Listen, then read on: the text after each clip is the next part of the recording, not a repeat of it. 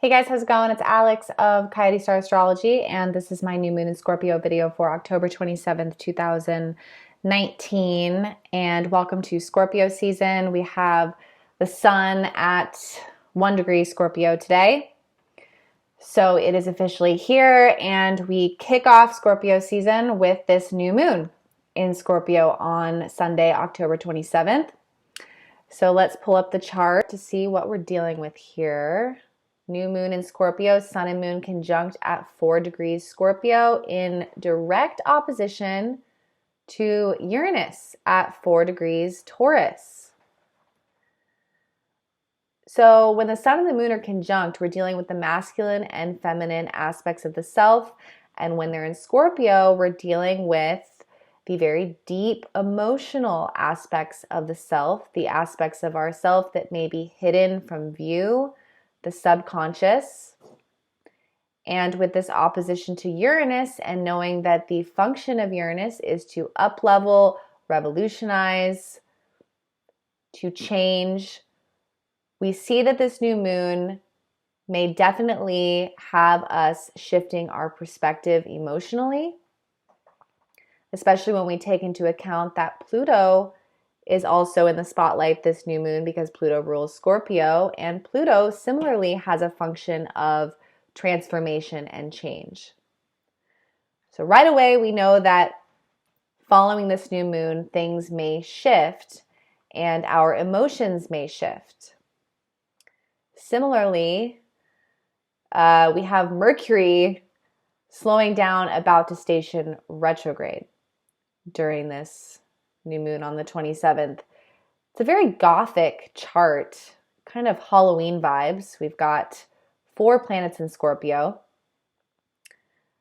And Mercury has been in shadow the week leading up to this new moon. So we may have felt this sense of impending doom. No, I'm just kidding. No, but seriously, we might have felt this kind of shadow creeping in as Mercury slows down and kind of gains momentum, preparing to go into the underworld. Mercury will go retrograde on October 31st and won't go direct again until the end of November 20th. So we do feel this sense that there is some work to be done. We're about to go on a journey. We're about to go with Mercury down into the underworld. And we know that Scorpio deals with these very intense shadow themes: sex, taboo, karma, cycles, patterns, and of course, death, change. Something changing form, something ending so that something else can begin. And when I look at this chart, there is this sense of vulnerability about this chart because we have all this Scorpio, 4 planets in Scorpio, and it kind of looks like the firing squad with Uranus over there in direct opposition to the sun and the moon. Scorpio looks very vulnerable, very wide out in the open, unable to hide, and Scorpio hates being vulnerable. Scorpio likes to slink around and slither in the shadows and is very investigative of its surroundings. It really wants to investigate the motives of other people. So Scorpio is very protective, very guarded. So when I look at this chart, I see that Scorpio looks very vulnerable. So I feel like we may feel very vulnerable leading up to this new moon, or a slight sense of apprehension about what's about to take place, especially because things have already been so intense. And now on top of all of it, we've got Mercury going retrograde in Scorpio. Great. So to help with this apprehension, let's take a look at what else is going on so we can kind of know how to navigate these waters. So we've got Mars at 15 degrees Libra in direct square from Saturn at 15 degrees Capricorn. This is an exact square. So Saturn is exerting a limiting force upon the desires of Mars. And when Mars is in Libra, it wants to go for the relationship. It wants to harmonize with other people. It wants to work with others. It wants peace and harmony in its life. It wants to be liked by others. But with Saturn in direct square, there is a sense of being asked to slow down, potentially being asked to stop, delay, reconsider, or being limited in some way from achieving this. And I think the really important thing, well, there's two important things to consider about this delay. First of all, although Saturn can definitely be annoying, and he's being annoying now, Saturn is authority. It is the elder. It's the archetypal father, grandfather.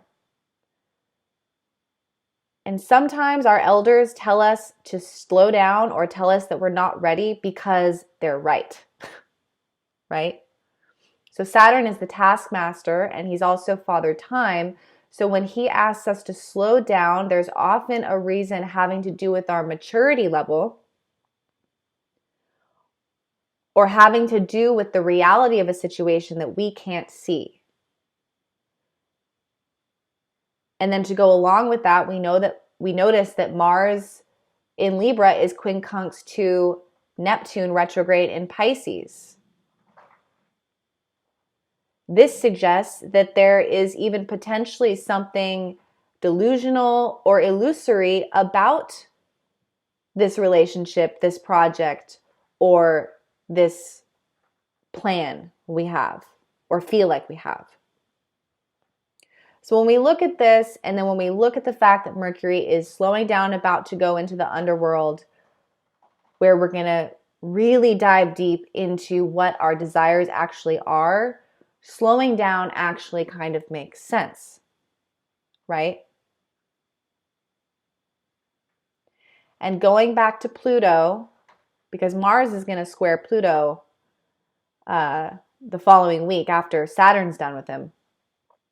Going back to Pluto and how he is Shiva, Pluto is the transformer.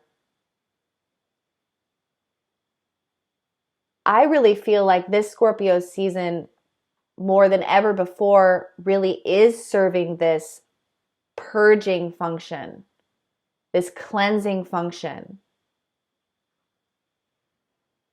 Because we are really getting close to 2020, and we know that there are certain things vibrationally that cannot come with us into 2020. They just can't. So anything that is keeping us from feeling fully activated, fully empowered, and fully on our path is likely coming up right now. Scorpio deals with secrets. It deals with things unseen. So apprehension is quite normal because in Scorpio season, all of the things we wish we could hide away come up so that they can be brought to the light and transformed.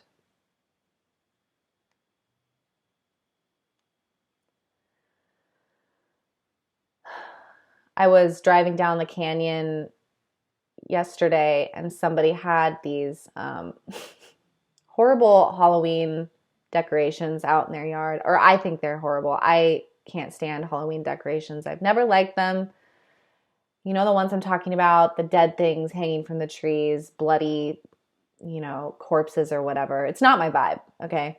And I drove by them, and I just totally had this reaction. I was totally repulsed and grossed out by them. And I started laughing because I think that that's how maybe some of us are feeling about this Mercury retrograde in Scorpio. It's like, I don't want to be confronted with the death and the darkness and the shadow. But there are these deep psychological reasons why these things are coming up right now. So using the energy of Scorpio to sort of become the investigator of our own mind and go into these processes and honor the very ceremonial aspect of this new moon. I do think that it's very ceremonial. Scorpio is very magical, very mystical. So honoring that by using this new moon as a platform to create an altar space, bring out the journal, and dive really deep into what's coming up right now and what's come up over the last week while Mercury has been in shadow, and really decide what needs to be purged or shed.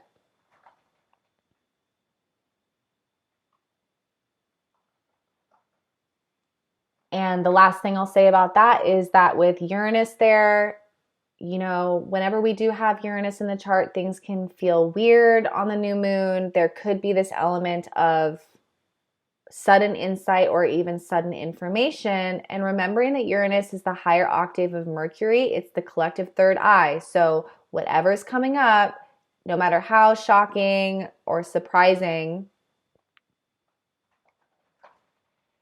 whatever's coming up is definitely part of the higher plan, even if it's not so fun to look at or think about.